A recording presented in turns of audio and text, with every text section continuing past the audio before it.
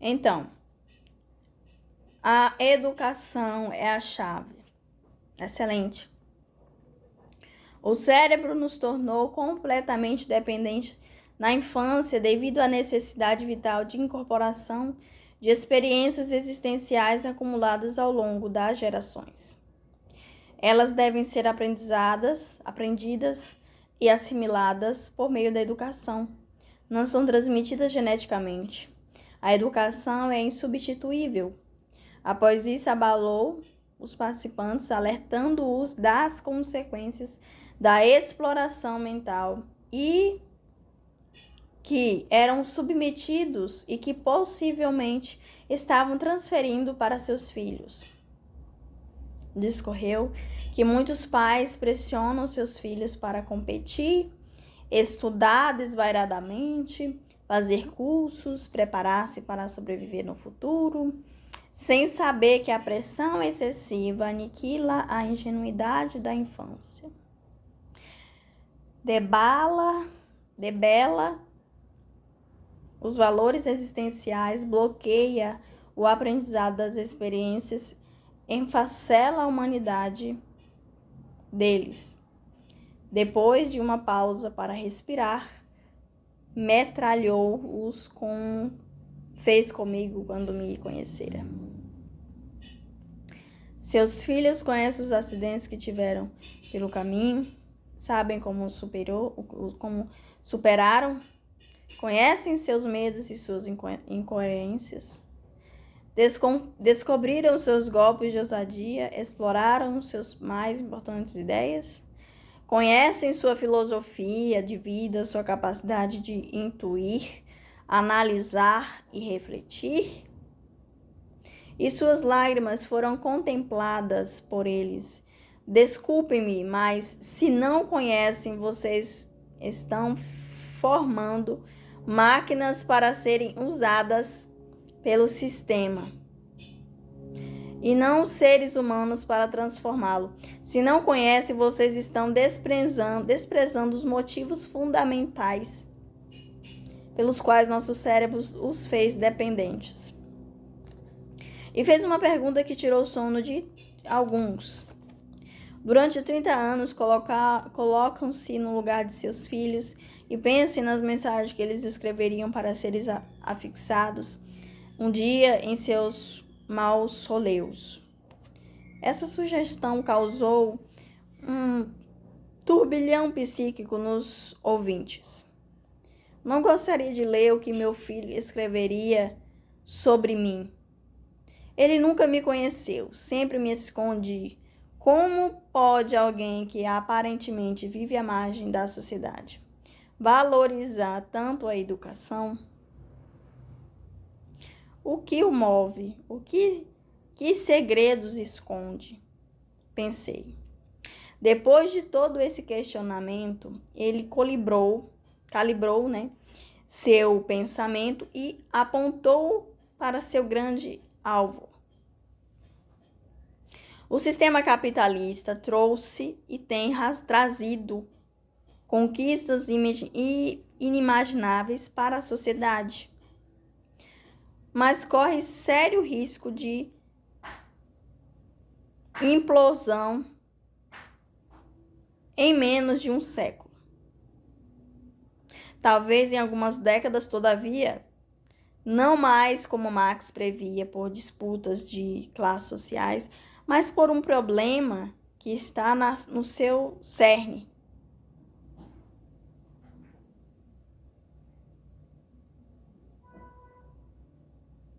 Ele produz a liberdade de possuir e se expressar, mas não a liberdade de ser. O desenvolvimento do capitalismo depende da ansiedade pelo desejado e não pelo necessário. Depende da insatisfação crônica para empurrar o consumo. Se em determinado período a humanidade fosse formada de poetas, filósofos, artistas plásticos, educadores, líderes espirituais, haveria um colapso do PIB.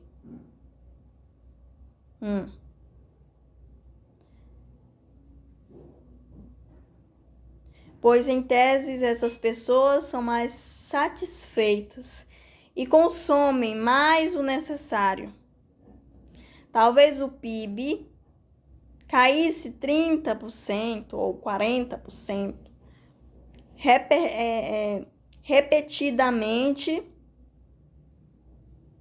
repentinamente haveria centenas de milhões de desempregados no mundo. Seria a maior recessão da história. Haveria guerras e disputas internacionais. Depois desses argumentos, ele viu a plateia boquiaberta, na verdade.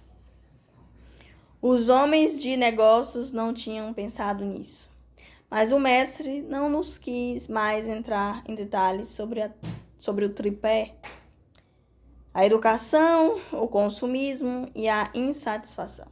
Procurou desconversar. Em seguida, transformou a situação tensa num ambiente ameno. Começou a vender o sonho do relaxamento. Percebe-se que o mestre primeiro provocou bastante os ouvintes e agora pretende os acalmar. Vamos ver se ele consegue, né? Mudar este cenário. Retornando aos sintomas que lhes perguntei, vou fazer mais uma pergunta. E se me responderem coletivamente, eu os convidarei para abrirem um hospital psiquiátrico. A plateia de fato relaxou. Quem anda esquecido? Quem tem déficit de memórias? Era incrível, mas quase todos levantaram a mão. Esqueciam compromissos, informações corriqueiras, números telefônicos, locais onde haviam colocado objetos, nome de pessoas. Descontraído, ele comentou: alguns são tão esquecidos que colocam a chave do carro dentro da geladeira e a procuram na casa toda. As pessoas riram e ele adicionou: mais engraçados são os que procuram os óculos sem perceber que estão na sua face. Outros chegam a esquecer o nome de colegas com quem trabalharam por anos. Os mais espertos, para não dar gafe, né? Perguntam a eles: qual o seu nome todo mesmo? Na verdade, querem saber o primeiro nome. Alguns empresários já usavam essa técnica. Desconfio que até meu mestre também a usava. Senhores, para esse déficit corriqueiro de memória, não procurem um médico. E por quê? Dago. Porque ele também está esquecido. Respondeu um senhor de terno azul e gravata cinza com listas creme. Todos zombaram da própria existência estressante. Começaram a entender que o déficit de memória, na maioria dos casos, era uma tentativa desesperada do cérebro para diminuir a avalanche de preocupações. Bartolomeu havia levantado as duas mãos, indicando que estava super esquecido. Chefinho, porque eu sempre esquecia o nome de minhas sogras. A turma não aguentou sua petulância. Barnabé, que o conhecia de longa data, dessa vez não livrou a sua barra e entregou sua ficha. Também o Boquinha casou 3 vezes e se juntou umas 7. Não dava tempo de assimilar o nome das sogras.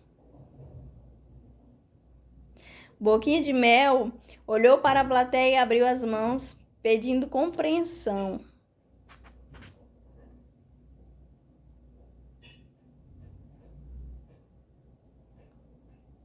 Queria dizer, não, nunca disse que sou santo.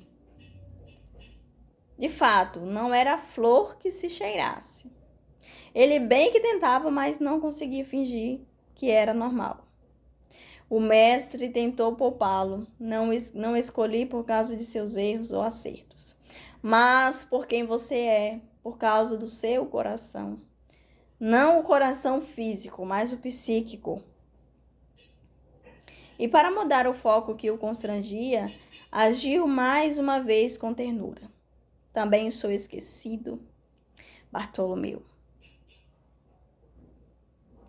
Algumas pessoas me dizem, mestre, a minha memória está ruim. Eu lhes digo, não se preocupe, a minha está péssima. As reações e as palavras que ouvi mais uma vez tiraram a venda dos meus olhos. Eu também era esquecido, mas jamais admitira que meus alunos esquecessem. Era um carrasco na correção das provas. Lembrou-me de Jonatas, um brilhante debatedor de ideias que, no entanto, não sabia registrar as informações no papel. Foi reprovado continuamente por mim e por outros colegas doutores. Nós os reputávamos como um alienado e irresponsável, mas talvez fosse um gênio incompreendido. Foi jubilado pelo sistema.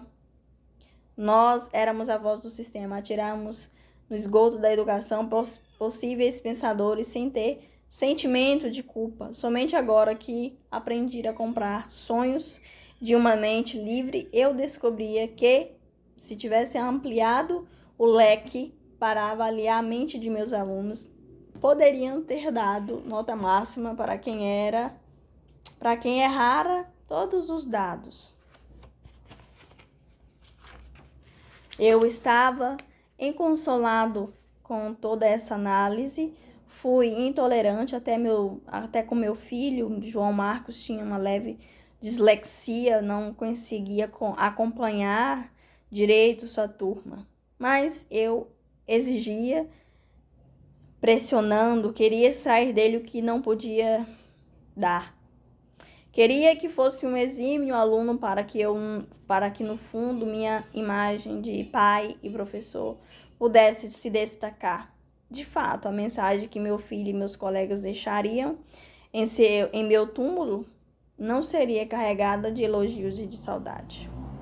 Jurema parecia que entendia o que eu estava pensando. Tocou meus ombros e me disse em voz baixa, como disse Alexandre Graham Bell, se andarmos pelos caminhos que os outros já percorreram, chegaríamos no máximo aos lugares que eles atingiram.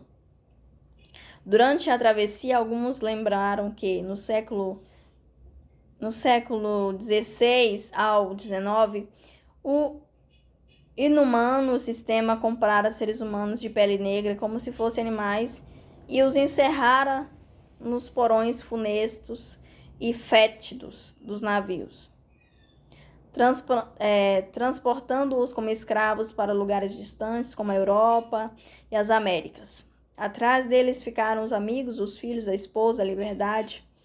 À frente deles estava um futuro amedrontador. A dor, o trabalho esforçado e uma saudade incontrolável. Nos tempos atuais, o sistema parece ter fabricado novos escravos. Só que lhes paga salários altos e dá-lhes uma espécie de benefícios. Atrás deles têm ficado os filhos, a esposa, os amigos, os sonhos. À frente deles está um futuro incerto, volátil, competitivo, apreensivo e um trabalho mental forçado. Como nos tem dito o vendedor de sonhos, a história é cíclica.